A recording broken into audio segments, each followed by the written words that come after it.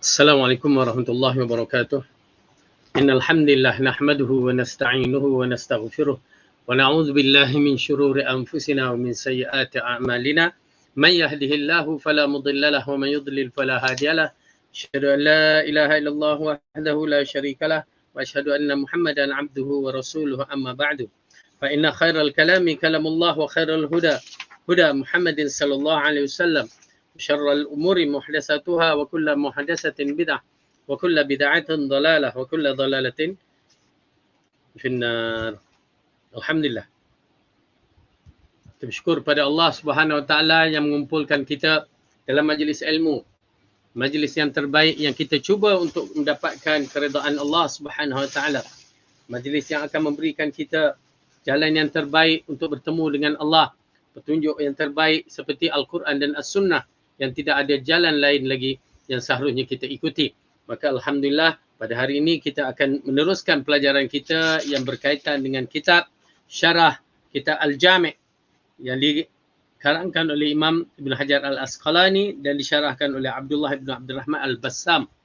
Merupakan pembelajaran kita mingguan yang mana kita harapkan kepada tuan-tuan dan puan yang dirahmati oleh Allah berusaha untuk mendapatkan ilmu yang terbaik ini dengan sedaya upaya, kerana ini sahaja di antara cara untuk kita membekalkan diri kita untuk bertemu dengan Allah dengan yang jalan yang paling mudah. Jadi insya-Allah ia merupakan satu perkara yang paling penting dalam siri hidup kita ialah untuk memastikan keadaan kita berzikir, mengingati Allah dalam menuntut ilmu ini betul mengikut panduan syarak. Dengan adanya jalan-jalan yang begitu, insya-Allah amalan kita dikategorikan amalan yang soleh dan mudah-mudahan Allah terima amalan kita dan memberatkan timbangan kita di akhirat kelak. Amin ya rabbal alamin. Baik, kita sambung balik pelajaran kita pada muka surat yang ke-322 yang masih lagi yang membicarakan tentang zikir, harta karun ataupun khazanah yang tersimpan di dalam syurga. Ya, Rasulullah sallallahu alaihi wasallam ingatkan kepada kita, ya, zikir tersebut apa dia? La haula wala quwwata illa billah. Jadi kita baca dah belum untuk hari ni? Ya, insya-Allah cuba kita baca, tak banyak sedikit kita bacalah. Ya, kenapa? Ia merupakan amalan yang simple sahaja, yang mudah disebut pada mulut tetapi memberatkan timbangan di akhirat kelak. Baik. Jadi insya-Allah kita sambung ke surat 322 C, tempat kita berhenti itu.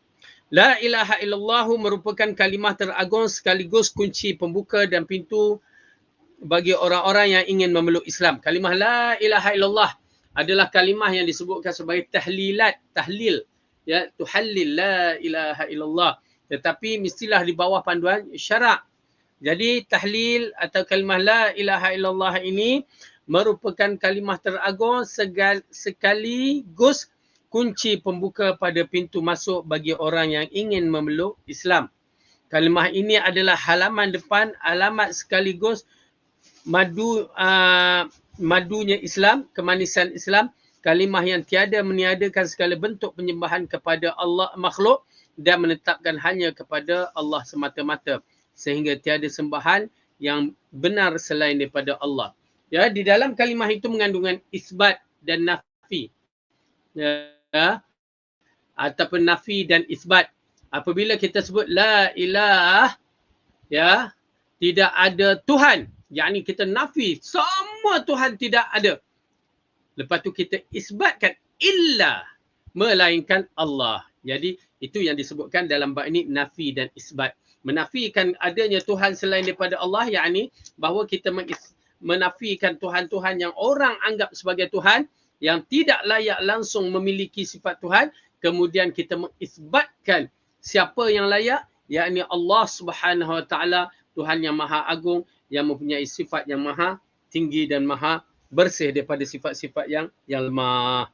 Baik, jadi kalimah la ilaha illallah, kalimah yang penting yang sebaik-baiknya kita telah mantap dalam bab-bab yang begini, terutamanya bagi kita dah usia 6 series ni ataupun 5 series ni, kena mahir betul-betul kerana ianya adalah satu kalimah yang amat penting yang akan menentukan kedudukan kita di akhir nanti.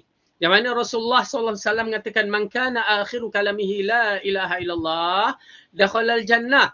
barang siapa yang akhirnya kalam dia, kalimah yang disebutnya la ilaha illallah, maka dia akan dimasukkan, yakni dikategorikan ahli syurga.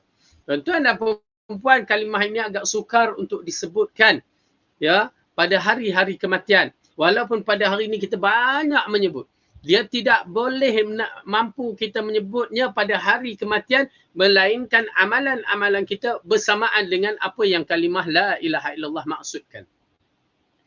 Oleh kerana itu wajib bagi kita mempelajari kalimah la ilaha illallah, hak-hak Allah yang mana kita kena jaga. Hak-hak Allah yang mana tanggungjawab kepada hamba-Nya memahami kalimah la ilaha illallah, supaya jangan ada syirik, jangan kita batalkan amalan-amalan kita dengan perbuatan-perbuatan syirik, khurafat dan bid'ah. Jadi baik, itu dia kalimah la ilaha illallah. Allahu Akbar adalah kalimah yang menetapkan hanya Allah Ta'ala yang menyandang seluruh keagungan, kemuliaan dan kebesaran. Ya, jadi kalimah Allahu Akbar adalah satu kalimah yang mengisyaratkan pengiktirafan kita kepada Allah yang mempunyai sifat yang maha agung, yang maha segala-gala kemuliaan. Ya, segala kebesaran milik Allah, segala kehebatan milik Allah, semua keagungan milik Allah.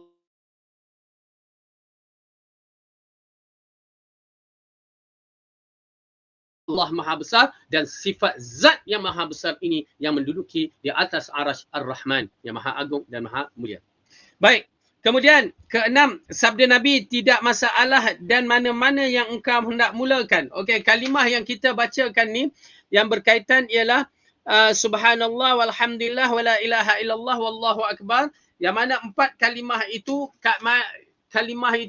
mana-mana kalimah kita nak mulakan tak menjadi masalah. Nak sebut subhanallah dulu ke, alhamdulillah dulu ke, la ilaha illallah dulu ke, Allahu Akbar, tak menjadi masalah. Ya, tapi bila kita sebut selain daripada dah biasa sebut, ya, takut kita terlupa, terganggu. Jadi oleh kerana kita dah biasa sebut subhanallah walhamdulillah wala ilaha illallah wallahu akbar, dah jangan jadi masalah dalam bab itu. Jangan nak cuba reka-reka, nak dah Allah kata boleh, jadi kita pun buat, sudahnya terlupa, ya, terganggu dalam siri zikir kita. Ya, Allahu Akbar, alhamdulillah, subhanallah, itu jarang kita sebut. Jadi subhanallah, alhamdulillah, wala ilaha illallah, wallahu akbar, tak menjadi masalah. Jadi tetapi dengan pertimbangan makna lafaznya, maka sebaiknya berzikir dengan turutan sebagai berikut. Jadi betul apa yang macam mana saya terangkan tadi, kalau kita dah biasa, dan kalimah itu pula ialah susunan yang cantik yang diajarkan oleh Rasulullah, subhanallah, alhamdulillah, la ilaha illallah, Allahu akbar. Jadi dia mengatakan kalimah-kalimah yang begini, ya, sebaik-baiknya yang tersusun sebagai berikut. Subhanallah, yakni lafaz ini merupakan ungkapan penyucian Allah dari segala kekurangan atau pelepasan. Ini merupakan pembersihan atau pengosongan takhliyah, yakni kita mengagungkan Allah, menyucikan Allah sebersih-bersihnya, seolah-olah kita mengucapkan bahawa engkaulah yang segala-galanya indah, ya, tidak ada keburukan pada diri engkau, ya, tak ada sikit pun, ya, mengisyaratkan kita mengatakan kalimah subhanallah. Kemudian alhamdulillah, sedangkan lafaz ini merupakan penghiasan tahliyah setelah pengosongan, penetapan segala pujian hanya milik Allah serta membersihkannya dari segala bentuk kekurangan. Ya, kita bersihkan Allah, lepas tu kita angkat Allah dengan pujian-pujian. Masya-Allah, ini satu benda, satu perkara yang agung.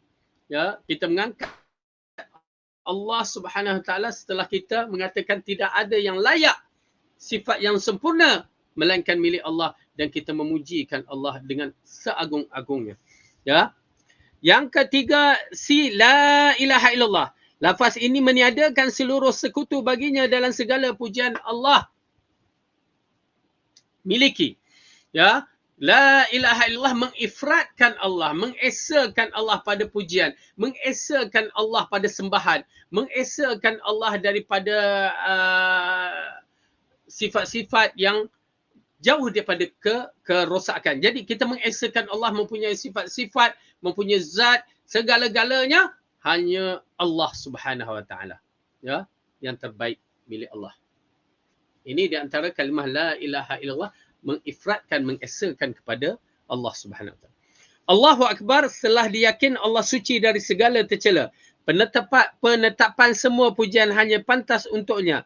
Serta tindak tiadanya suatu pun yang menyertainya dalam pujian tersebut, maka dialah zat pemilik mutlak seluruh keagungan, kemuliaan dan kebenaran. Jadi itu dia kalimah Allahu Akbar, keagungan milik Allah segala-galanya.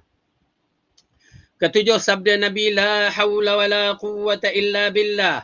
Setiap hamba berlepas diri dari segala daya upaya dan kemampuan kecuali jika zat yang menolong itu ialah Allah Ta'ala. Zat pemilik kekayaan, kekuatan dan kemampuan yang sempurna. Subhanallah. Kalimah ini kalimah yang cukup hebat. Ya, bila kita baca mengatakan la hawla wa la quwwata illa billah.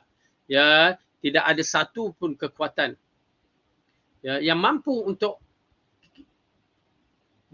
mengapa kepada kita, membaikkan, memburukkan atau mendatangkan manfaat melainkan dengan izin Allah. Ya, jadi oleh kerana itu bila disebutkan dalam siri azan, hayya 'alas salah, marilah kita sembahyang, apa kita sebut? La haula wala quwwata illa billah.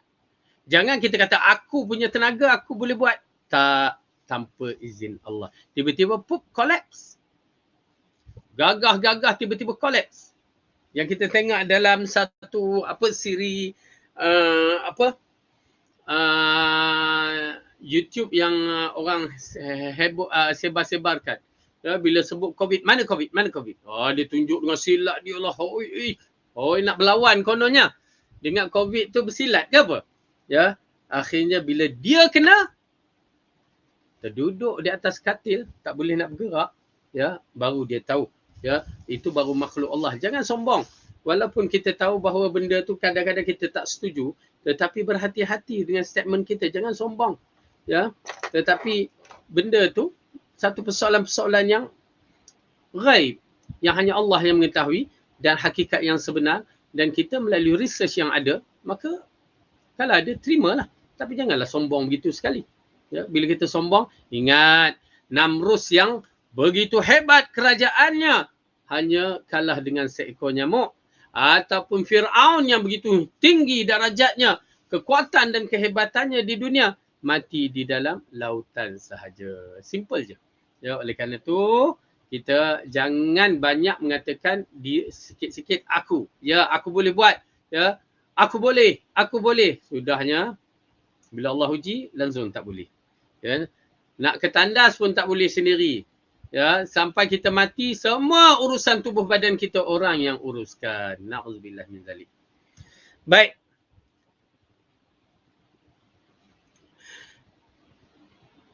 Kalimah yang mulia ini menetapkan bahawa setiap hamba memiliki kehendak dan kemampuan yang hakiki untuk mengerjakan apa yang dia inginkan.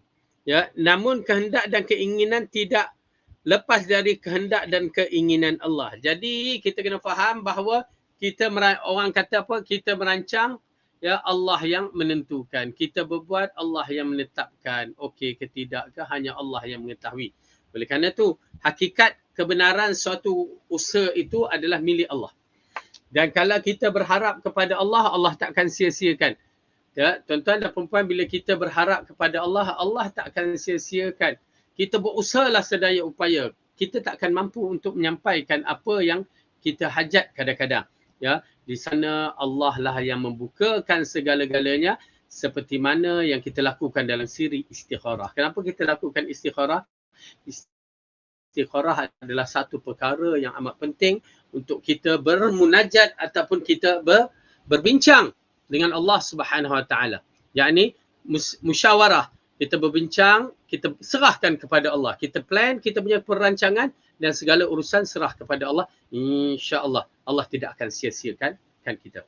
Baik.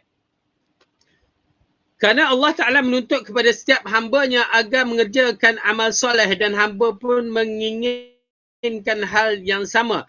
lantas dia melakukan sambil memohon kepada Allah pertolongannya selama melakukannya dan berlepas diri dari segala daya upaya kecuali daya upaya Allah Ta'ala, lalu dia hanya bersandar kepadanya. Dengan arti kata lain, ya, kita usahakan mengikut apa tata cara yang syariat ajarkan, kemudian segala usaha belum tentu mendapat kejayaan hanya dengan izin Allah Subhanahu wa Ta'ala. Alhamdulillah, maka selesai kita dalam masalah zikir dan kita masuk satu bab yang besar di antara bab yang ramai tersalah dan ramai terjebak dalam masalah syirik. Okay. Bab doa. Termasuk bab doa.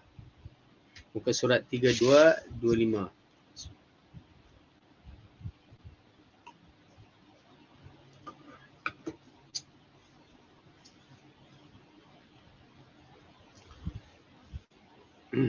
Baik. Bab doa. Pengantar disebutkan dalam Al-Misbah, kata doa dibaca dengan memanjangkan huruf Ain dikaitkan dengan da'atullah.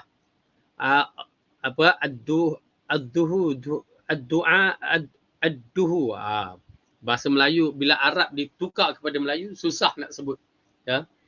Baik, artinya aku memohon dengan sepenuh hati yang sangat berharap diberikan kebaikan yang ada di sisinya. Doa ada dua macam, doa permohonan dan doa ibadah. Sedangkan yang ingin dibahas pada bab ini adalah doa permohonan. Baik. Jadi kalimah doa adalah satu kalimah yang mana maksudnya kita mengharapkan sesuatu, ya. Seluruh jiwa kita, seluruh tindakan kita, pemikiran kita fokus kepada mengharapkan sesuatu. Dan hanya ini boleh dimiliki kepada Allah sahaja. Yang terpaksa mengeluarkan jiwa, rasa, segala-gala yang ada dalam perasaan diri kita. Hanya milik Allah sahaja.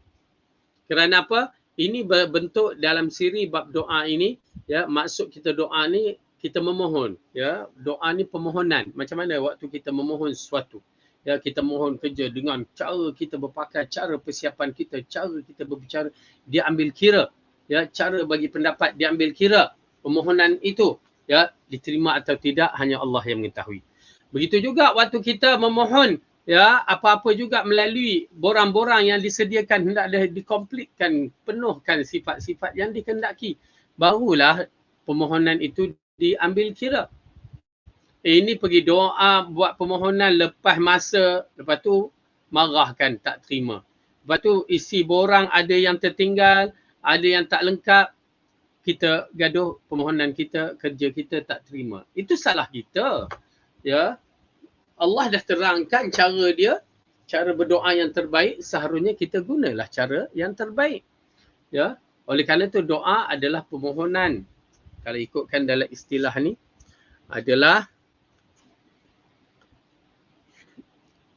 artinya aku memohon dengan sepenuh hati. Sepenuh hati kalimah yang amat penting dan sangat berharap diberikan kebaikan yang ada di sisinya. Itu dia.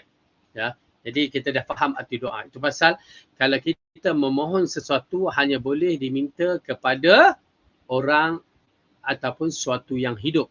Tuan-tuan dan perempuan nak minta kerja, anak-anak kita nak minta kerja, dia minta kerja pada orang yang dah mati. Hai, ahli kubur, aku nak kerja, ni borang aku. Ya. Itu namanya orang gila. Minta kerja pada orang nak mati. Pergi hantar borang permohonan kerja, walaupun kerja gali kubur pun tak boleh bagi yang mati. Orang mati. Tidak kerja gali kubur je. Ustaz, apa salahnya? Bagilah kat orang mati. Bagi yang hidup. Orang yang uruskan.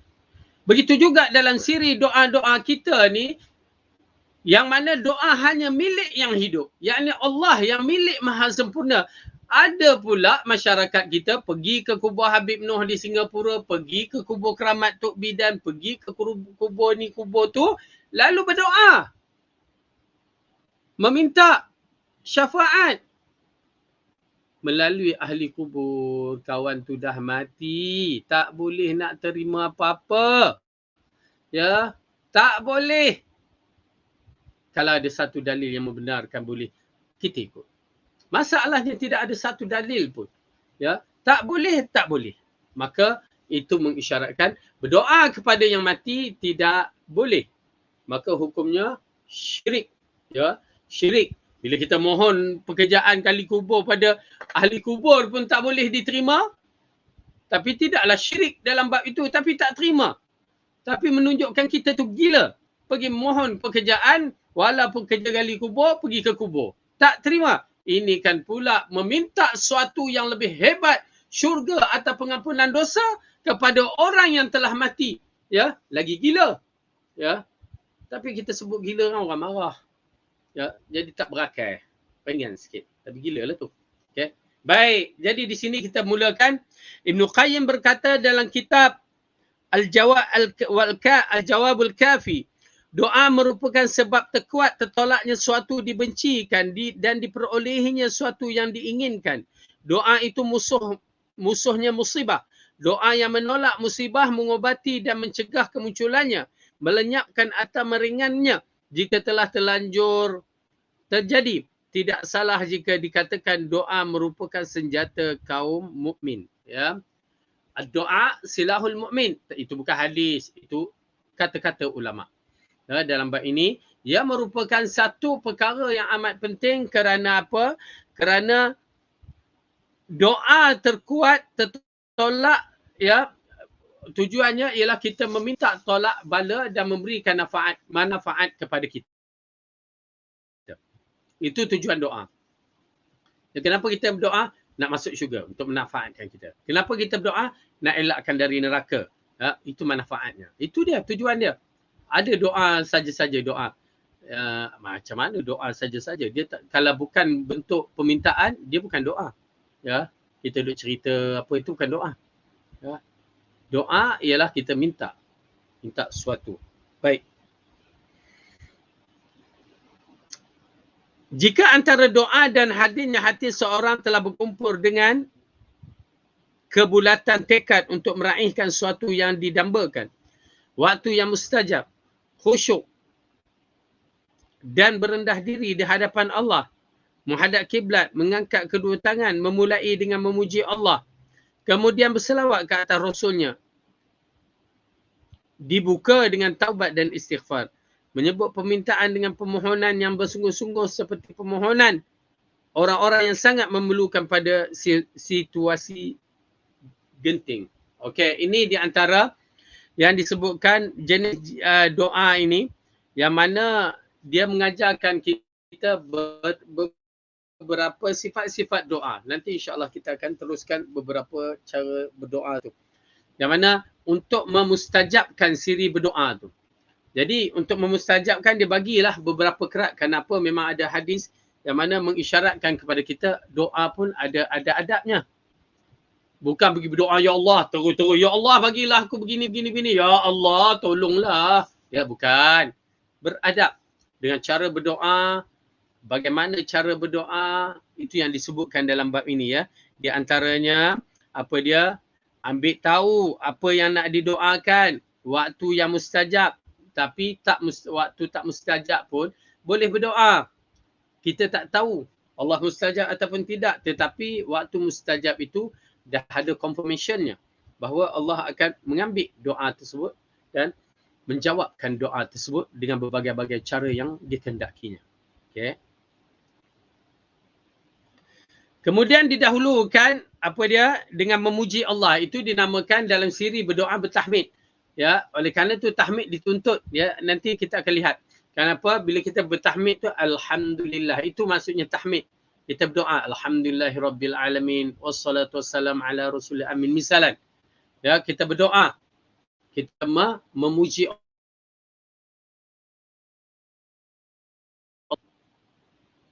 berselawat kepada Rasulnya, yang mana Rasulullah mengingatkan tentang orang-orang yang berdoa yang tidak berselawat ke atasnya. Di antara sifat doa yang tidak mustajab, tidak berselawat kepada Rasulullah SAW. Okey. Jadi kemudian dibuka taubat dengan istighfar, dibuka doa dengan taubat dan istighfar, menyebut permintaan bersungguh-sungguh. Okey. Berdoa dengan meminta kepada Allah Ya, kita dia tambah kat sini rupa tadi. Menghadap kiblat, mengangkat kedua tangan, ini di antara perkara-perkara yang dituntut dalam siri doa. Tetapi bukan semua doa-doa mengangkat tangan. Ya, mengangkat tangan atau menghadap kiblat. Dia tidak disyaratkan. Okey. Baik.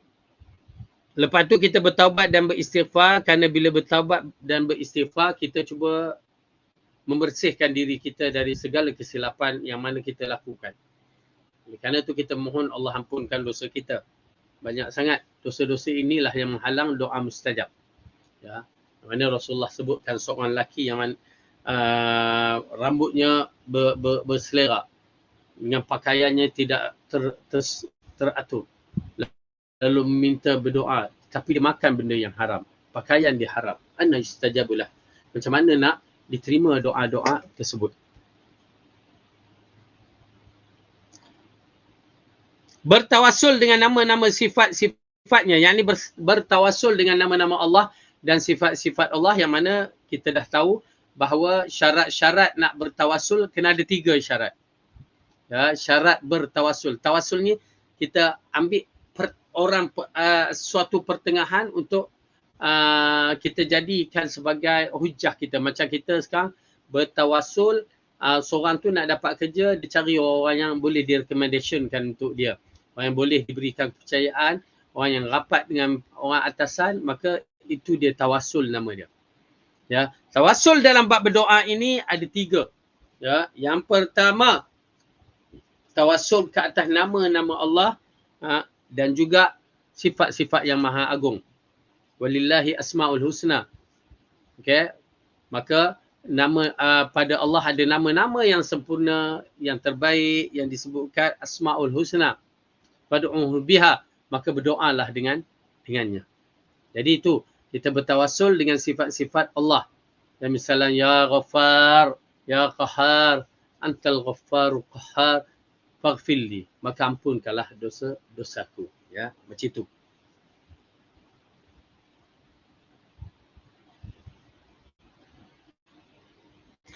Kemudian bertawassul yang kedua, di antara yang dibenarkan ialah bertawassul dengan amalan soleh.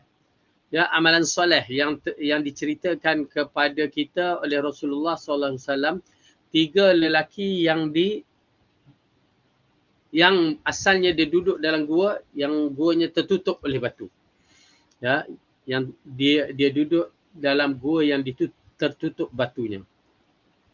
Maka mereka cuba tolak, 3 orang ni kuat-kuat belaka, cuba tolak. Tapi tak boleh tolak. Kenapa? Gua tu, batu tu berat.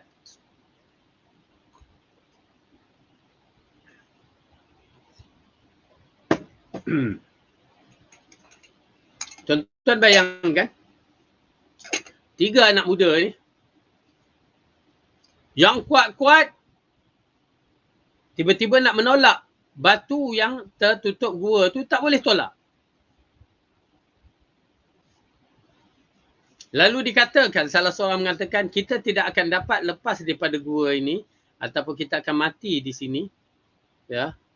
Maka tidak ada jalan lain melainkan setiap kamu cuba tengok apa amalan yang terbaik yang pernah kamu lakukan, lalu kita bertawassul dengan amalan tersebut. Okey. Jadi di situlah yang bermulanya kisah tawassul amalan-amalan soleh. Ya. Maka si A menceritakan, ya Allah, aku adalah seorang lelaki yang kaya, dan mempunyai harta yang banyak, dan terdapat seorang sepupuku, seorang perempuan yang cantik, ya, aku selalu menggoda dia. Okey, nak menceritakan peringkat awal dia dalam keadaan hidupnya hebat, kaya. Ya. Dan kita tahu kisahnya. Lalu tiba-tiba berlaku kemarau. Maka si perempuan ini pada peringkatnya aku pujuk dia untuk bersama melakukan maksiat. Tapi dia tak nak. Dan akhirnya pada waktu kemarau, ya, perempuan ini terpaksa datang kepadaku untuk meminta bantuan aku, ya, harta ke apa juga yang boleh dibuat secara hidupnya. Maka aku mensyaratkan dia, hendaklah kamu menyerahkan dirinya. Lalu wanita ini terpaksa. Ya, terpaksa. Lelaki ini mencerita lagi. Ya Allah, sehingga sewaktu aku sudah mampu untuk melakukannya.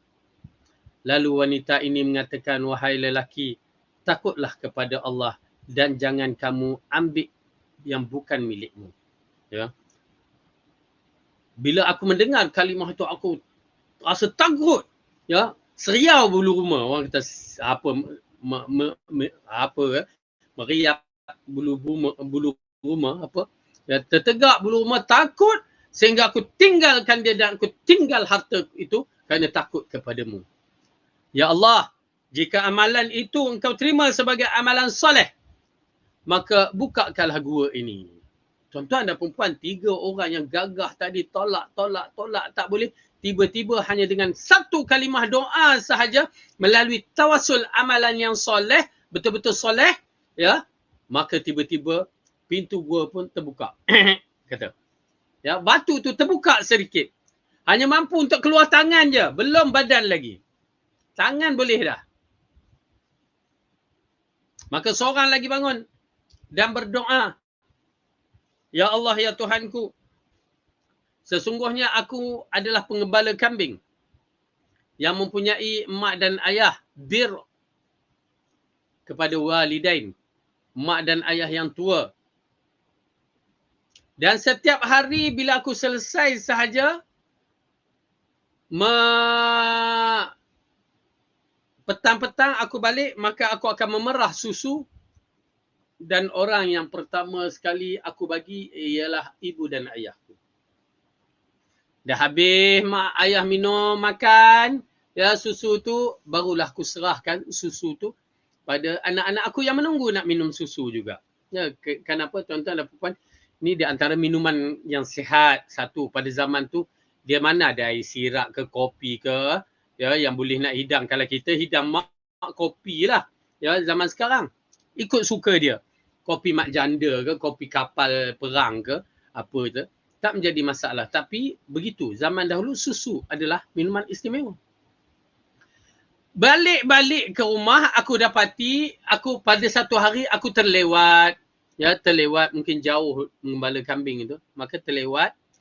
Maka aku balik-balik membawa susu, aku dapati mak dan ayahku telah tidur.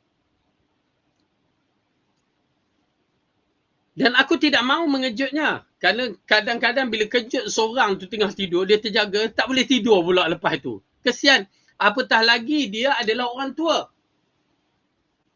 Ya, mak ayah kita ni orang tua. Kena layan seperti mana layan orang tua.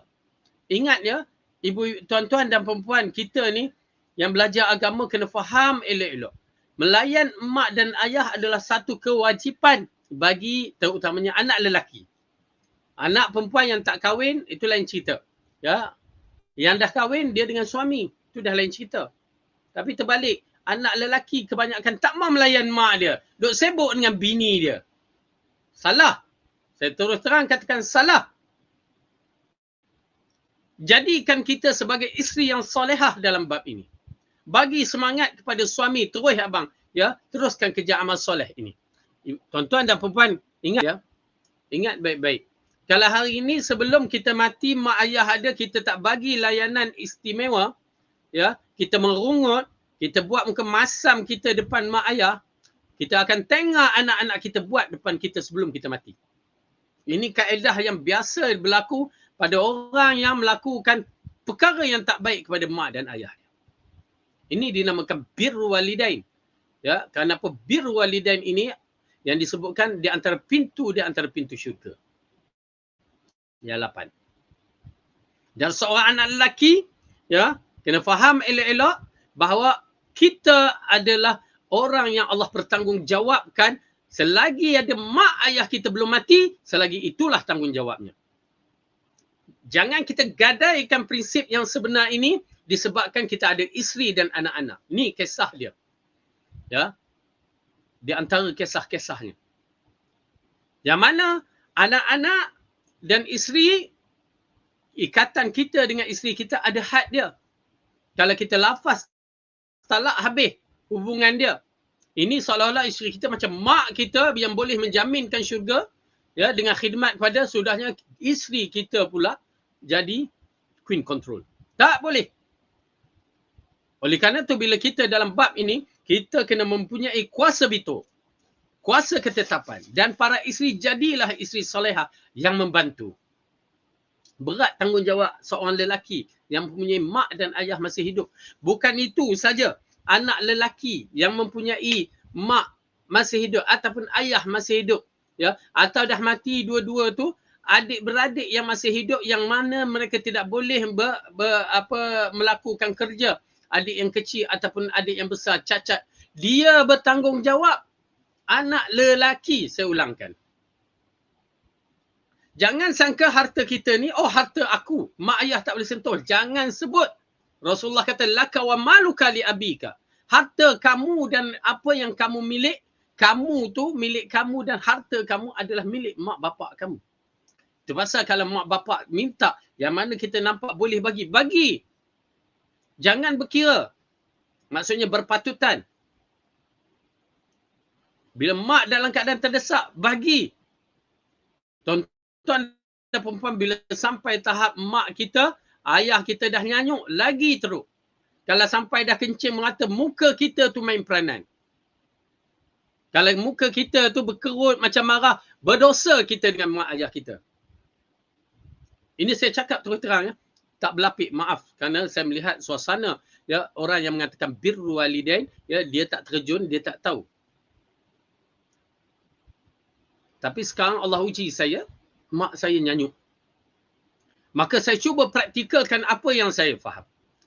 Ya. Ya, dia kencing di depan kita. Kita tetap senyum, ya, tak bercakap apa-apa, ya, masih lagi melayan. Sambil tu, ya, dalam keadaan dia tak sedar ke, dia sedar, kita pergi ambil mop, lapkan, kan. Jangan buat muka marah. Jangan sampai dia rasa bersalah. Jangan. Sambil tu kita menangis, teringat.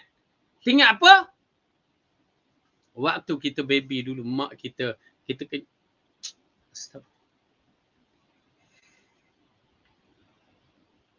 kita kencing, dia tak cakap apa-apa, dia suka pula.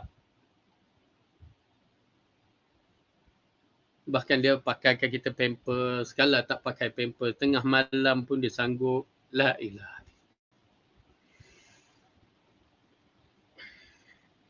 Baik-baik, ya, tuan-tuan dan puan-puan. Ia merupakan wasiat yang penting bagi mereka yang mempunyai mak dan ayah. Jenguklah. Jangan langsung tak jenguk. Sudahlah, apa yang berlaku, jika ada yang telah berlaku krisis dengan mak ayah, jangan jadikan krisis. Jadilah anak soleh yang berdoakan. Tuan-tuan dan puan-puan akan menyaksikan anak-anak akan lakukan kepada kita. Kalau kita buat cara yang tak betul. Baik. Jadi, astagfirullah. Apabila lelaki ini mengatakan, aku pun menunggu dia di sisi katil, sedangkan anak aku menangis nakkan susu, ya, isteri aku pun begitu juga, tetapi dia mengatakan aku pegang, ya, aku pegang susu tu, aku duduk di sebelah katil sambil menunggu, ya, sampai ke pagi.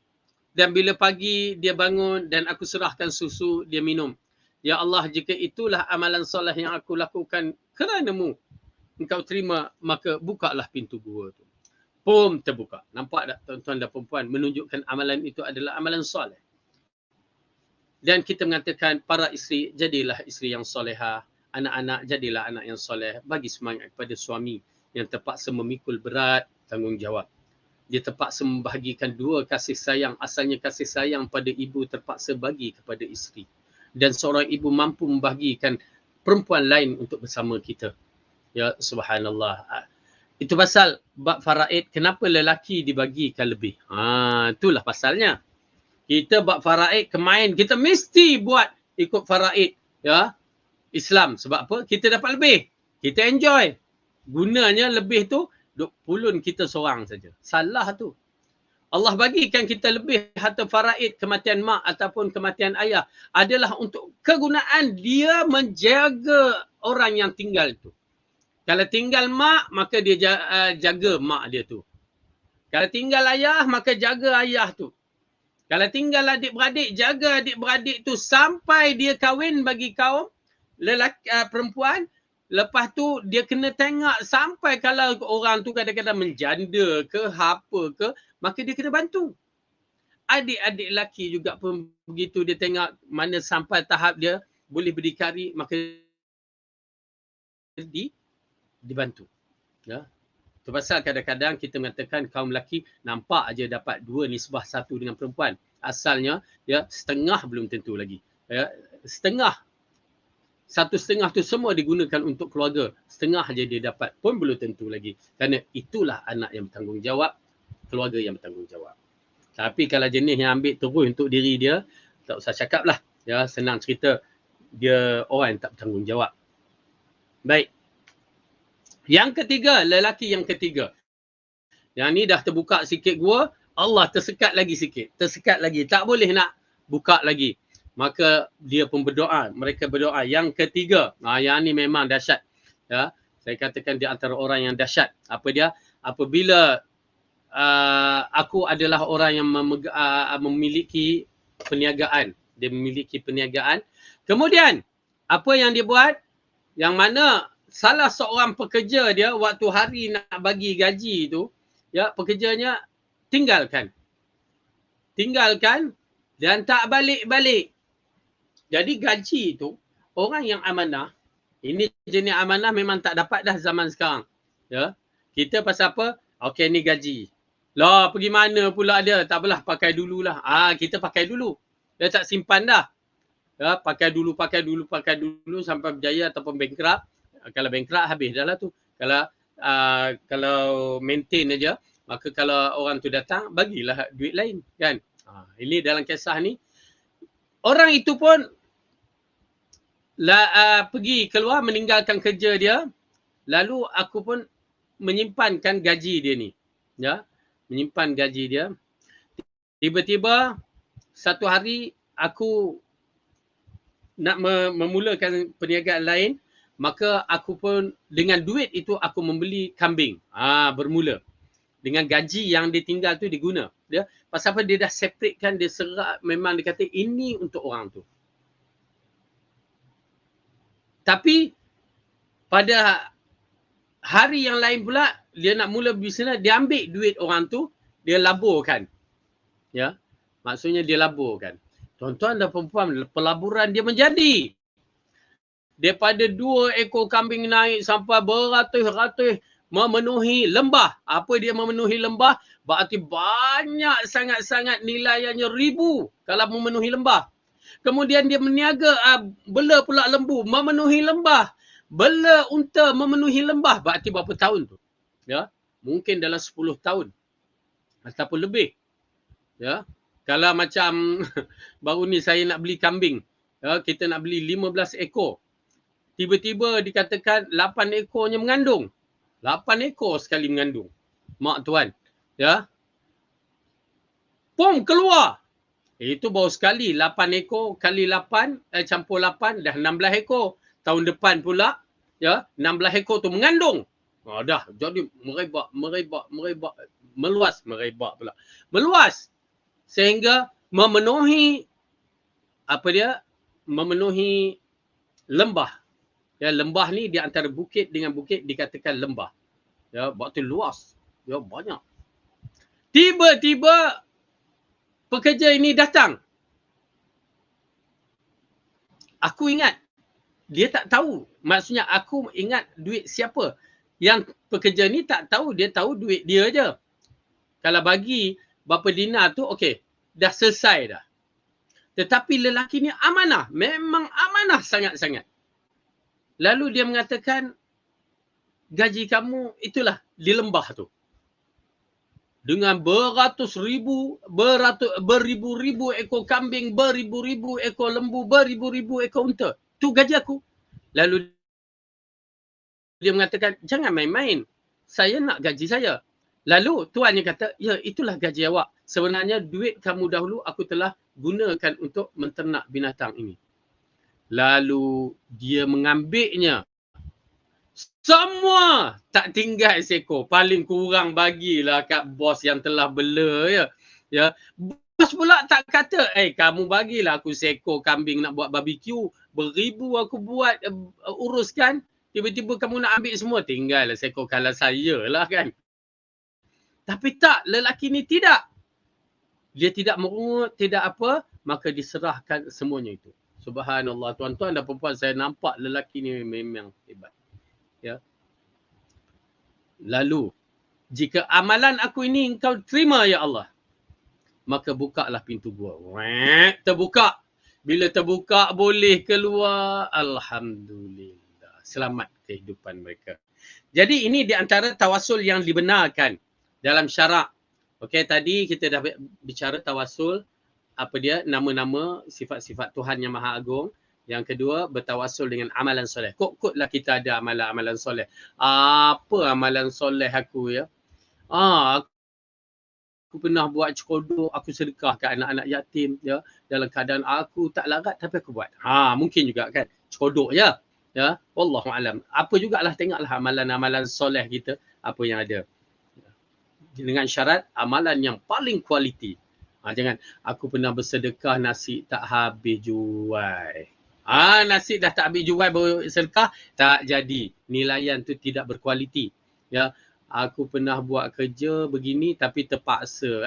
Tak kualiti. Okey. Lepas tu kita tengoklah amalan apa yang berkualiti untuk ditawasulkan.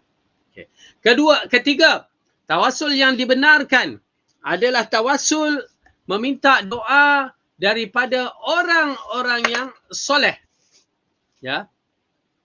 Tawasul dengan cara meminta doa daripada orang-orang yang soleh. Macam mana? Yang pernah dilakukan oleh Saidina Umar kepada Abbas, bapa saudara Rasulullah. Abbas merupakan lelaki yang agung dan mulia.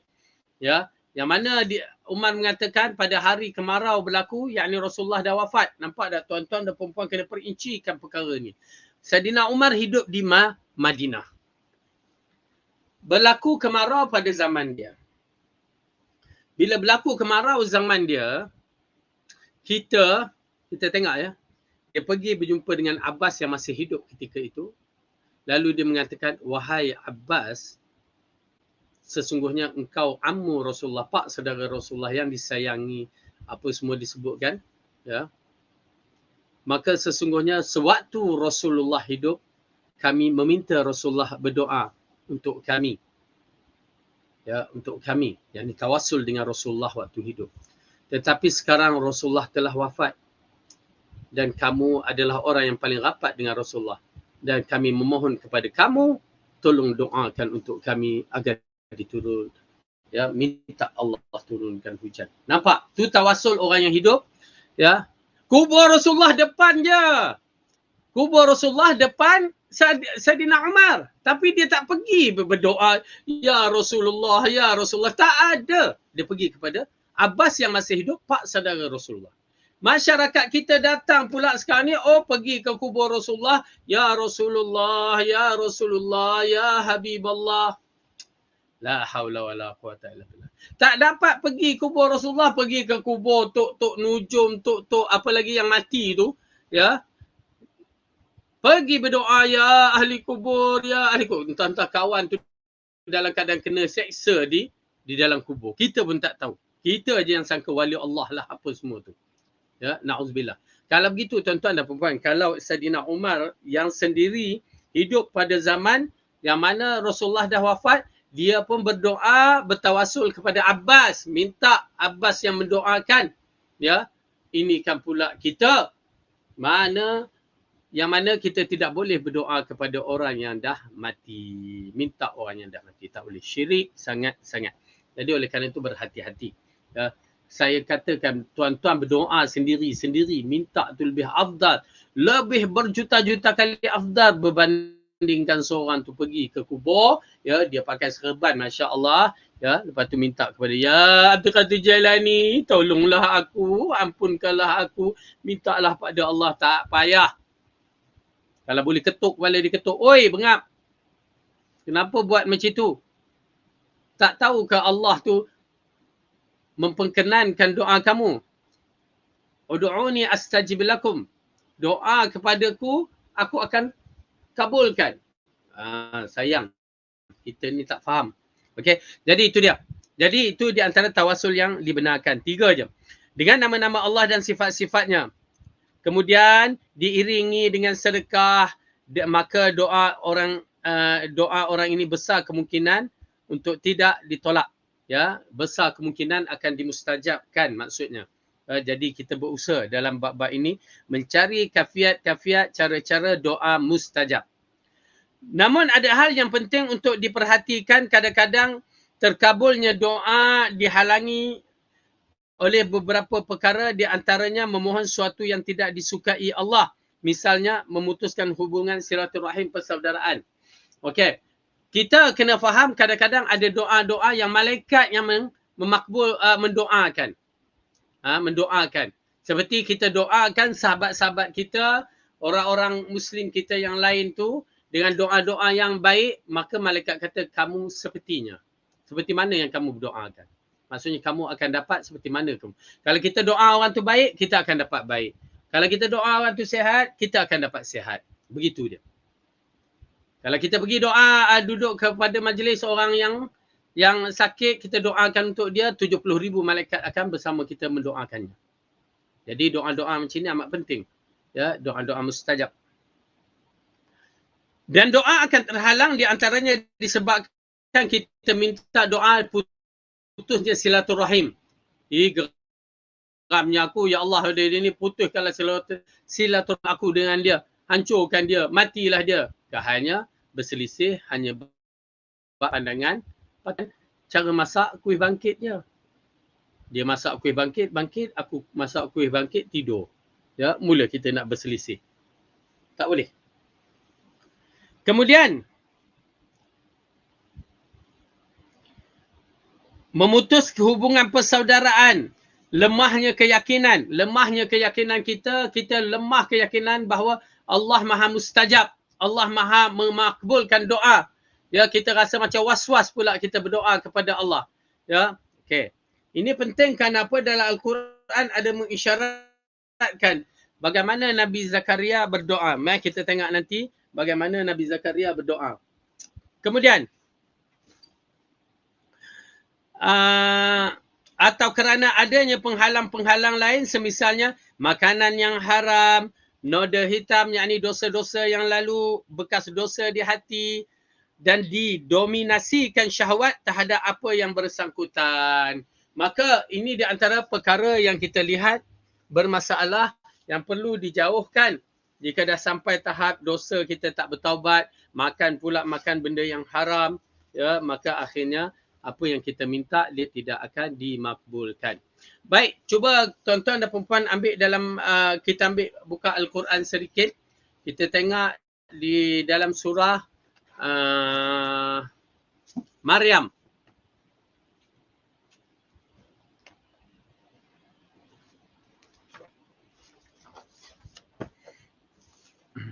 Baik. Surah Maryam juzuk yang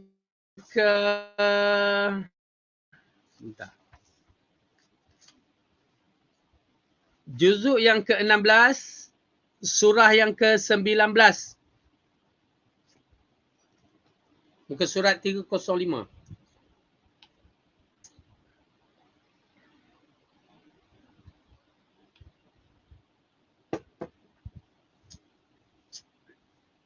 Baik.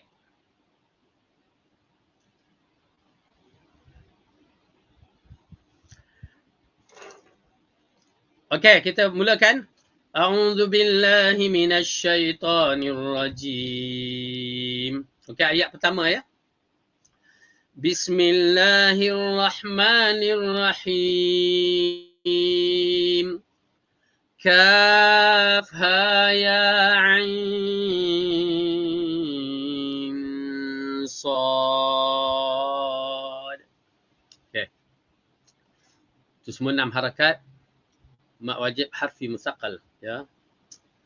Zikru rahmati rabbika 'abdahu Zakaria idh nada rabbahu nidaan khafiyya qala rabbi inni wahana al-'azmu minni washta'ala ar-ra'su shayban wa lam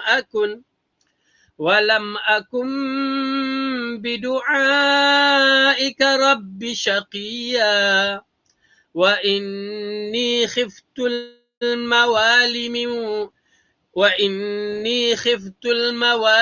من ورائي وكانت امرأتي عاقرا فهب لي من لدنك وليا يرثني ويرث من آل يعقوب واجعله رب رضيا. Kaf ha ya ain sad hanya Allah yang mengetahui maknanya. Kita tidak mampu untuk membicarakannya. Yang dibacakan ini adalah penjelasan tentang rahmat Tuhan kamu kepada hamba-Nya Zakaria. Ya, Allah letakkan ini kalau kita nak tahu bagaimana rahmat Allah kepada hamba Dia yang sentiasa mengisyaratkan bahawa rahmat tu ada untuk membantu di kalangan hamba-hambanya yang soleh. Cuma cepat ataupun lambat. Itu je. Dan ada hikmah. Cepat ada hikmah, lambat pun ada hikmah. Apa hikmahnya? Hanya Allah yang mengetahui. Okay, apa dia ceritanya? Iaitu tatkala ia berdoa kepada Tuhannya dengan suara yang lembut. Nampak tak? Nabi Zakaria berdoa kepada Allah dengan suara yang lembut.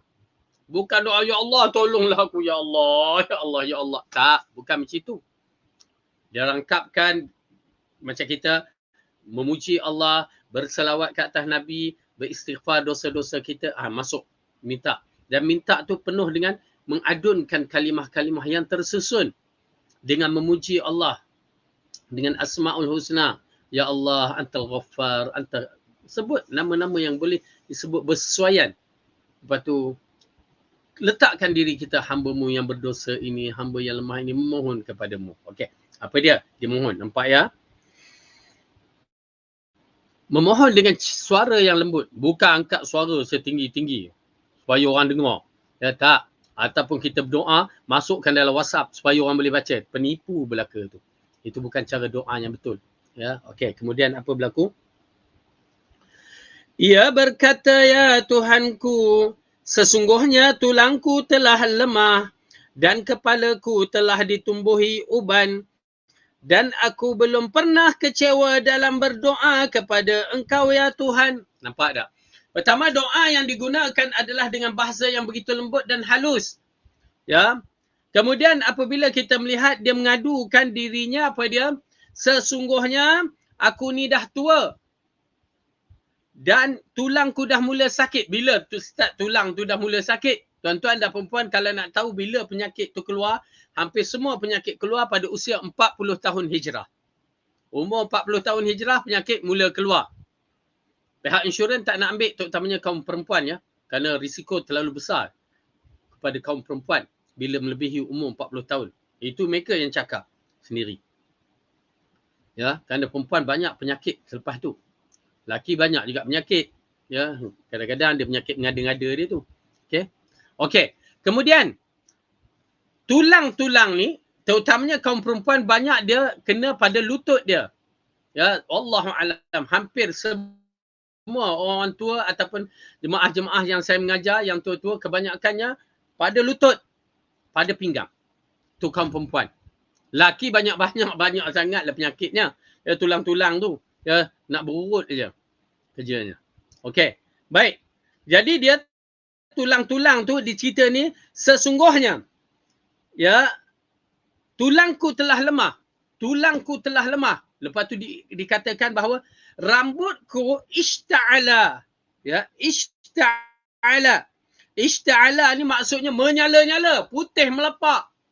Ya. Berarti dah tua sangat-sangat. Jadi kalau menyala-nyala tu umur dia bukan umur 40 tahun. Bukan 50 tahun macam saya 50 tahun kan.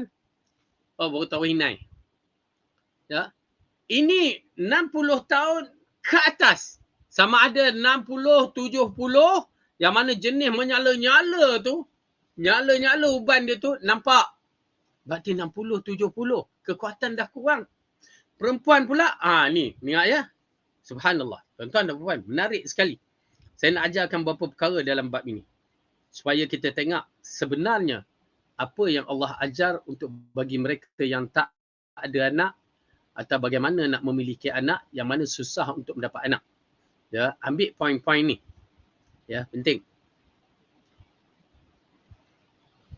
Apa dia kata? Dan aku belum pernah kecewa dalam berdoa kepada Engkau ya Tuhan. Yang ni aku tak pernah putus asa dalam berdoa mengharapkan kepadamu, ya, walaupun dah sampai tua. Bayangkan kalau dia usia dia kahwin umur 25 tahun macam masyarakat kita, 23 tahun, ya, sampai hari 67 tahun, 60 tahun, 70 tahun tak dapat anak, tetapi dia tidak berputus asa dengan berdoa kepada Allah. Masya-Allah. Dahsyat dia, dahsyat. Boleh dikata kahwin lain kan, boleh kan. Tapi Nabi melakukan sesuatu atas program wahyu. Ya, program wahyu. Okey, jadi dalam bab ini menunjukkan kepada kita bagaimana dia berdoa berterusan. Sehingga ya, dalam usia yang begitu, dah tulang dah tak kuat, ya, dan juga rambut dah uban bakti tua sangat-sangat. Dan kategori memang 60 70 ke atas. Okey. Lepas tu dia katakan lagi, dan sesungguhnya aku khawatir terhadap kecuaian sepeninggalanku, sedangkan isteriku adalah seorang yang mandul. Tuan-tuan dan perempuan, kalau seorang yang mengandung tu mengandung jatuh pun menjadi isu. Kemudian yang tak mengandung, tak melekat, apa juga dia usaha tak berjaya, ya, sampai kali menopause. Kalau dia jenis boleh mengandung kan, bila dah sampai menopause dah tak boleh mengandung. Ini kan pula mandul. Dah tua pula tu. Tetapi Allah akan laku apa yang dia nak buat. Selagi kita tidak berputus asa, husnuzan kepada Allah. Dalam ayat yang lain Allah islahkan isteri Nabi Zakaria daripada seorang yang mandul. Dah sah mandul, tiba-tiba dia boleh mengandung. Fa'alu lima yurid. Allah boleh buat apa yang dikehendaki. Iza arada syai'an an yaqula lahu kun fayakun. Ni dia. Ya, nampak tak betapa pentingnya dalam siri kita ialah doa-doa yang tidak berputus asa. Berdoa. Kadang-kadang kita berdoa, kita rasa dah lama dah kita berdoa, tak dapat-dapat. Jangan begitu, bersabar. Doa. Fasta'inu bisabri wassalah. Minta pertolongan Allah dengan bersabar dan solat. Ini kita tak sabar. Ya, tak sabar. Baik. Jadi ini di antara sifat-sifat doa para nabi. Dan akhirnya isteri dia pun mengandung. Dan kita masyhur, kita tahu bahawa mengandung anaknya yang bernama Nabi Yahya. Okay. Ini kes apa? Pasalnya kes Zakaria menjaga Nabi Maryam. Zakaria menjaga ibu Nabi Musa, yakni Maryam. Yang mana Hannah, mak Maryam, bernazar kalaulah lahir anak aku akan letak kat sekolah pula. Letak ke Baitul Maqdis, Masjidil Aqsa. Sedangkan itu untuk lelaki. Walaisa zakar kal unsa, tidak sama lelaki dan perempuan. Tapi tiba-tiba lahir perempuan. Dia dah bernazar. Namun dia letakkan juga sebagai menunaikan nazar dia. Lalu siapa nak menjadi kafil penjaga kepada Maryam? Dia seorang perempuan. Buat undian, maka Nabi Zakaria yang bertanggungjawab. Maka bila Nabi Zakaria bertanggungjawab, maka dia menyaksikan keajaiban pada Maryam. Apa dia ajaib? Makanan buah-buahan datang pada bukan musimnya. Maksudnya didapati ada dekat depan pintu Maryam. Sampai dia tanya, anna laki hadha? Mana datang ni? Qalat hiya min indillah. Dia adalah rezeki yang Allah bagi. Itu lagi dia risau. Dan akhirnya dia bertambah doa dan Allah berikan dia anak yang bernama Yahya. Dan kita tahu kisah Yahya yang begitu dahsyat. Ya. Dia begitu dahsyat. Daripada awal kecil sampai hari mati dibunuh. Ya, subhanallah. Baik, kita teruskan. Perkara lain yang menghalangi terkabulnya doa adalah tergesa-gesa ingin segera menyaksikan buah hasilnya, bahkan sikap ini boleh membuat dia berdoa putus asa kerana merasa doanya belum juga dikabul sesuai dengan permintaannya. Disebutkan dalam Sahih Bukhari, Muslim, bahawa Nabi bersabda, "Yustajaba li ahadikum ma lam ya'jal, fayaqulu qad da'utu fala falam yustajabu li." Doa salah seorang dari kalian akan dikabulkan selama dia tidak tergesa-gesa. Bukti ketergesaan adalah dia mengatakan, aku dah lama berdoa namun belum juga dikabulkan. Ya, ini di antara perkara yang berlaku apabila seseorang itu tergopoh-gapah. Pernah ya berlaku di kalangan kita ni, ya, seorang daripada jemaah-jemaah yang pernah belajar, ya, dia kata suami saya tak bagi pakai tudung, Ustaz. Ya, Ustaz kalau jumpa saya kat luar jangan tergelak. Ya, saya kata apa nak tergelak kan? Kalau suami saya tak bagi pakai tudung, saya keluar dari kelas ni memang tak pakai tudung. Allah uji begitu. Panjanglah ceritanya, diringkaskan. Saya kata, Kak berdoalah Kak. Ya, berdoa. Penat dah berdoa Ustaz. Jangan cakap macam tu. Kita berdoa, kita ada Allah. Allah akan berikan satu hari nanti. Dan saya nasihat pula, Kak pula janganlah tiba-tiba nak pakai tudung tu terus pakai macam telkong ke. Orang suami tengok terkejut, ya, tak boleh nak terima. Jadi pakai step kan. Bagaimana orang yang mula nak berubah tu dia step, pakai. Maka dia pun teruskan berdoa. Tak sampai, saya rasa tak sampai 2 bulan rasa macam tu. Dia kata, Alhamdulillah Ustaz. Apa dia? Ya, suami saya bagi pakai tudung. Kan? Daripada tak bagi punya bertahun-tahun, akhirnya dia bagi. Kesan daripada doa dan cara kita memakainya. Ya, peringkat awal lah. Lepas tu kena iltizam lah. Ya, akhirnya cuma dia perli-perli lah. Tak apalah, biarlah dia perli. Tapi yang paling penting, itu paling penting juga, ya, bagi terutamanya kaum wanita yang nak menyebarkan dakwah kepada keluarga. Paling penting kerja rumah siap lah. Ini nak dakwah pada suami, nak dakwah, ialah anak-anak tu satu balas dengan suami, ya, masak tak masak, kain bertimbun tak basuh, tak sidai, tak jemur, periuk nasi ada kat depan, kuali ada kat kipas. Tak jadilah begitu.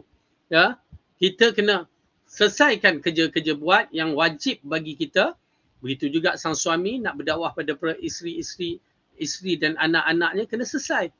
Ya, ini nafkah tak clear, kita sendiri pun tak solat, tak jaga peribadi, maka masalah lah. Ya. Okey. Jadi alhamdulillah, lepas tu dia cerita, Ustaz saya nak ke Mekah. Suami tak nak. Ya. Kita doalah, berdoa saya kata, insya-Allah Allah bagi jalan. Dah penat berdoa. Lagi sekali. Atas situ saya bangkit. Kak ingat dulu. Kak nakkan pakai tudung. Tiba-tiba Kak kata macam tu juga. Dah penat. Lepas tu saya kata berdoa. Allah bagi jalan. Ya, Alhamdulillah Allah bagi jalan. Kak dah boleh pakai tudung. Ni kita Kak nak pergi ke Mekah. Berdoalah. Ya, berdoa. Jangan putus asa. Baiklah Ustaz. Boleh kan. Berdoa. Satu hari. Saya tak ingat, tapi macam tu lah 2-3 bulan juga. Waktu saya ni kat sini, kat sekolah saya ada hutan sikit belakang tu, ada buah pokok durian.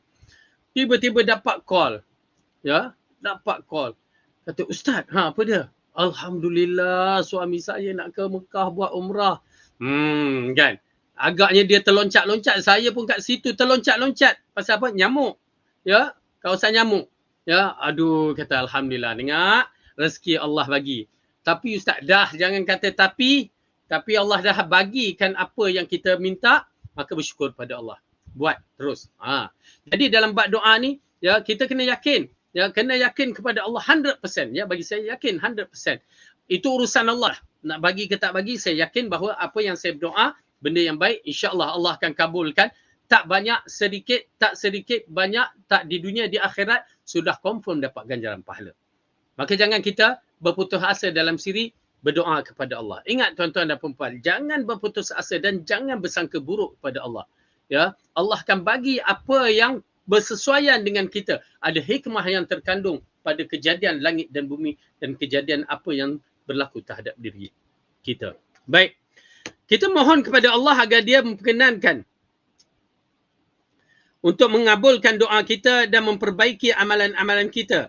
Kerana dialah yang maha terpuji lagi melimpah dan maha menjawab permohonan semua hamba-Nya. Semoga salam serta selawat selalu terhadap Nabi Muhammad sallallahu alaihi wasallam, seluruh anggota keluarga baginda serta para sahabatnya. Habis mukadimah. Dan kita masuk dalam bab seterusnya, kedudukan doa. Macam mana kedudukan doa dalam siri kehidupan kita. Baik, kita lihat yang pertama hadis ke-105. Di mana hadis yang diriwayatkan oleh At-Tirmizi dan Abu Daud dari Abu Nuaim Al-Bishr bin Bishr dari Nabi SAW bersabda, "Inna doa wal ibadah." Sesungguhnya doa itu adalah ibadah. Dan disahihkan oleh At-Tirmizi, diriwayatkan oleh At-Tirmizi dari Anas secara marfu' dengan lafaz ad-du'a mukhul ibadah. Doa itu adalah otak ataupun hati ibadah. Baik. Pada hadis yang pertama itu hadisnya sahih. Ya, doa itu adalah ibadah. Itu yang paling sahih. Adapun lafaz yang kedua ni kedudukan lafaznya dhaif. Ya, ad-du'a mukh ibadah. Ya, doa huwa ibadah, itu yang paling tepat. Doa mukh ibadah tak sahih. Jadi yang penting doa itu adalah ibadah. Kemudian diriwayatkan oleh Abu Hurairah dari Al-Hakim, laisa syai'un akrama 'ala Allah min ad-du'a. Tidak ada suatu pun ucapan yang lebih mulia di sisi Allah yang menandingi doa. Ya. Di mana disahihkan oleh Ibn Hibban dan Al-Hakim, mengisyaratkan kita satu lafaz, satu kalimah. Ya, macam kita menyebut tasbih apa semua tu memang ada kelebihan-kelebihan, buat je lah.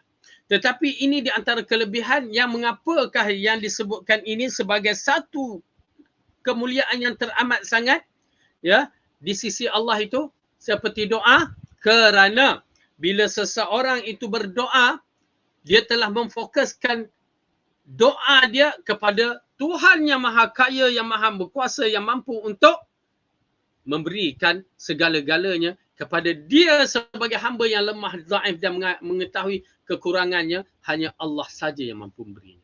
Itu dia. Tauhid, cantik, bersih tauhid. Itu pasal bila doa, dia meletakkan tauhid yang amat bersih, amat cantik. Menjadikan doa-doa itu mulia. Ya, selagi tidak ada unsur-unsur kalimah doa itu ada unsur-unsur syirik, bidah. Tak boleh. Ya, jadi oleh kerana tu nak berdoa pun ada syarat-syaratnya juga ya. Kita ingat doa je, tak ada syarat-syaratnya. Kemudian kita tinggalkan cross darajat hadis dan cross kata tu, masuk dalam kandungan hadis. Pertama, redaksi hadis. Pertama, doa itu adalah ibadat. Menetapkan bahawa doa kepada Allah adalah dasarnya ibadah dalam firman-Nya. Allah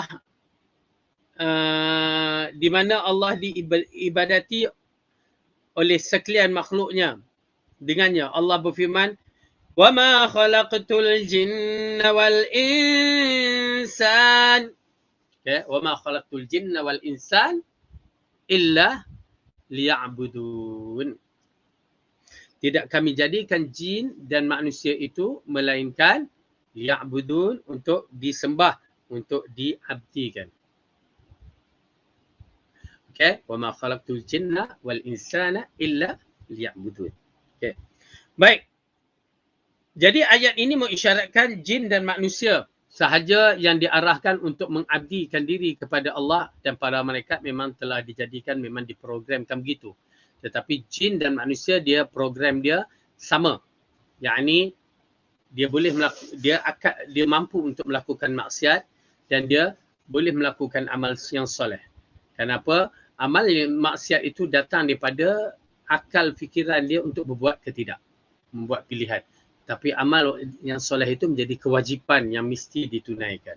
Oleh kerana itu dua makhluk ni ya, ditaklifkan syurga dan neraka. Tetapi para malaikat memang dijadikan tunduk kepada Allah, tak banyak bicara. Ya, taat kepada Allah. Baik. Redaksi hadis kedua, doa itu inti ibadah juga sebagai pengesahan bahawa roh atau inti dari ibadah adalah doa. Kerana ibadah juga berisi perintah untuk berdoa. Allah Ta'ala berfirman, dan Tuhan kalian berfirman, berdoalah kalian kepadaku. Ud'uni astajib lakum. Orang yang ingin hajatnya terpenuh dan dia faham bahawa suksesnya dia di dalam meraihkan keinginan itu tidak mungkin tertimpal kecuali dengan pertolongan Allah. Maka dia pun segera memutuskan, segera untuk berdoa terhadap Allah Subhanahu Wa Taala.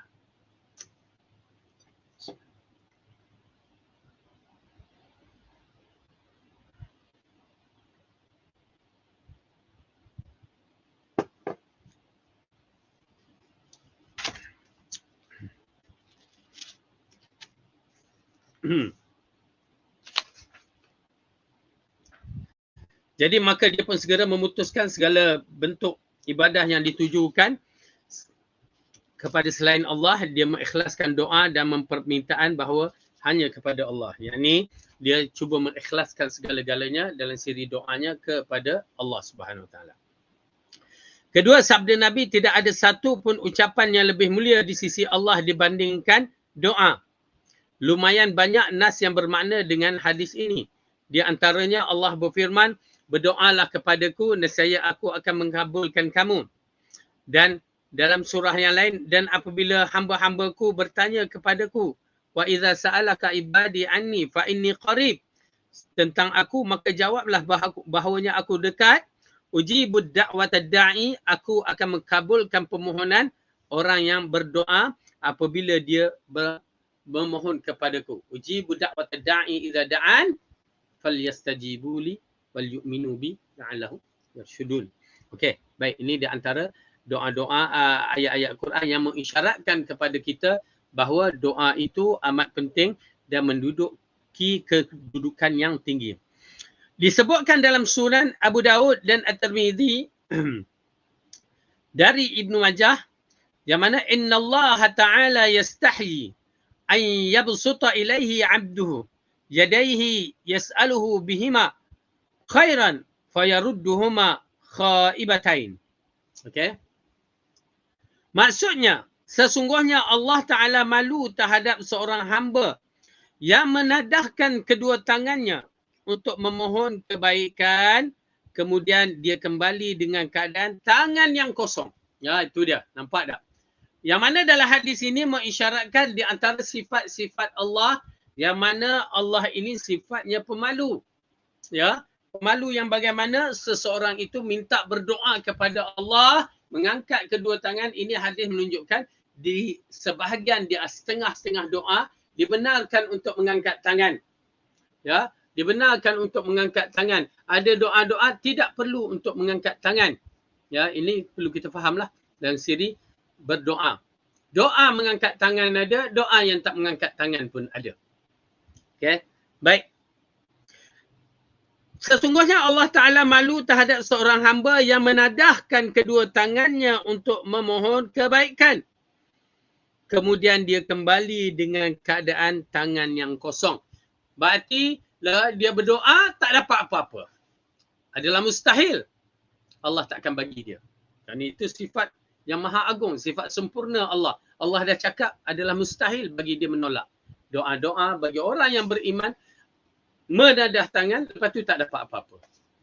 Okay?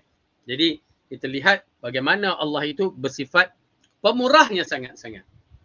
La ilaha illallah. Kalau nak sebut pemurah sangat-sangat sampai tak terbayang. Macam mana? Saya nak bagi misal sikit. Supaya kita kenal pencipta kita ni macam mana.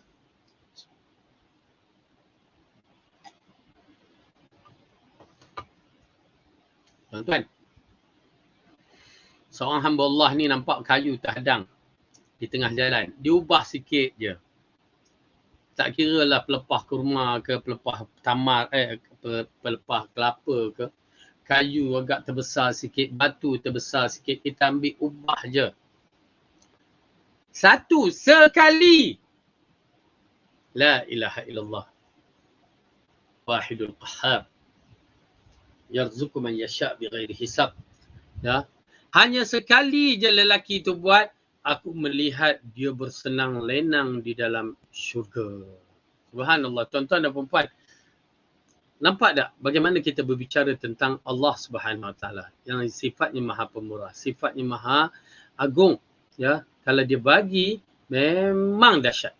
Itu bagus sekali. Ini kan pula banyak benda-benda yang boleh kita buat, maka buatlah. Jangan biarkan walaupun sekali amalan soleh kita tinggalkan. Baik. Disebutkan dalam Sahih Muslim, Anas, bahawa Nabi bersabda, Allah Ta'ala berfirman, kehendakku sesuai prasangka hamba-Ku terhadapku. Aku akan selalu bersamanya selama dia mengingati aku. Ya, ini di antara perkara yang berkaitan dengan husnuzan dengan Tuhan. Ya, husnuzan dengan Allah Ta'ala. Yang sehingga Rasulullah mengatakan, aku mengikut kehendak sesuaian prasangkaku. Ya, ini hadis qudsi. Yang mana Allah mengatakan, kehendakku sesuai dengan prasangka hamba-Ku. Yang ni, kalau kita fikir Allah ni lambat ke, Allah terima ke? Itu nama dia was-was. Kita rasa Allah ni macam tak terima. Jawabnya tak terima lah tu. Tapi kalau kita rasa Allah Maha penerima, Allah Maha mengabulkan doa, aku yakin Allah akan terima. InsyaAllah dia akan terima. Bergantung pada kita punya ni. Ya. Satu benda yang menarik ya, tuan-tuan dan puan-puan, ni dia yang dikatakan apa kita nak sebut berkaitan dengan jiwa kita ni, dia boleh berkaitan seperti iman juga. Ya. Jiwa kita, iman kita mengeluarkan cahaya di akhirat. Ya. Iman kita bagaimana kalau teruk menghitamkan muka kita di akhirat. Itulah. Ya. Baik. Jadi, kehendakku sesuai prasangka hamba-Ku terhadapku. Aku akan selalu bersamanya selama dia mengingati aku. Ya, selagi kita mengingati Allah, jaga amalan-amalan kita, jaga semua kerja buat kita, apa yang disuruh buat, apa yang kita tinggalkan, maka itulah maksud dia selagi dia mengingati aku. Ya.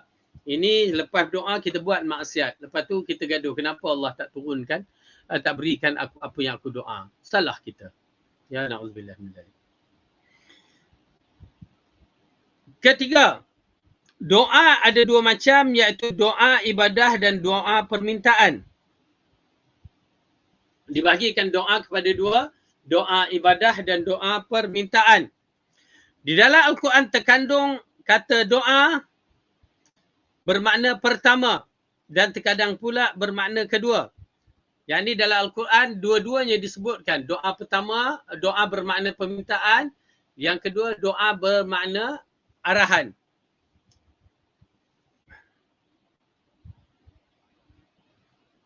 Doa ibadah. Mana tadi? Doa permintaan artinya permintaan seorang hamba yang mendapatkan hal-hal yang bermanfaat baginya atau agar terhindar berbagai keburukan. Sedangkan doa ibadah adalah bertawasul kepada Allah dengan berlaku ikhlas dalam ibadah untuk mendapatkan apa yang diingini atau terhindar dari keburukan yang akan menimpa. Baik, jadi doa yang pertama ini yang dikatakan permintaan. Kita meminta kepada Allah ya agar diberikan kita satu manfaat atau menjauhkan kita dari satu mudarat. Maka oleh kerana itu doa ia termasuk dalam bentuk permintaan. Kita akan berdoa. Kita berdoa asalnya nak minta lah. Nak minta sesuatu. Ya. Nak minta sesuatu. Jadi doa yang pertama adalah permintaan. Sedangkan doa ibadah adalah bertawasul kepada Allah. Dan cara berdoa itu adalah ibadah. Ya. Cara bertawasul kepada Allah, ikhlas dalam siri berdoa. Jadi maka ianya dikombinkan dua, permintaan dan ibadah dalam siri berdoa. Jadi insyaAllah tuan-tuan dan puan-puan yang dirahmati oleh Allah, jadikan diri kita orang yang banyak berdoa, meminta kepada Allah semua kebaikan dan menjauhkan segala keburukan dan diberikan petunjuk kepada kita untuk kita terus beramal dan menjagakan diri kita dalam bentuk amalan-amalan soleh dan mudah-mudahan Allah terima amalan kita dan memberatkan amalan kita di akhirat kelak.